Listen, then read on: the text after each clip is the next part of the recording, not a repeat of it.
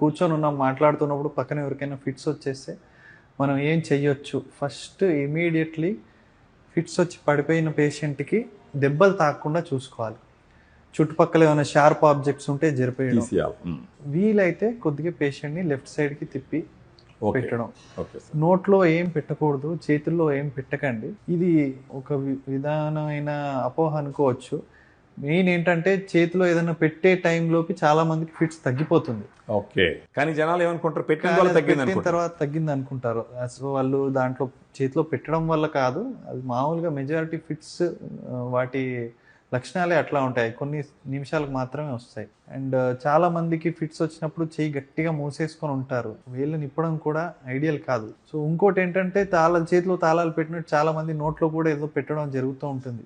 So ఇది పేషెంట్కి కూడా ప్రమాదకరం, అలా చేసే వాళ్ళకు కూడా ప్రమాదకరం. చాలా మందికి నోట్లో పెట్టే టైంలో వాళ్ళ వేళ్ళని కొరికేయడం కానీ, లేకపోతే పేషెంట్ పళ్ళు ఊడిపోవడం కానీ జరుగుతూ ఉంటాయి.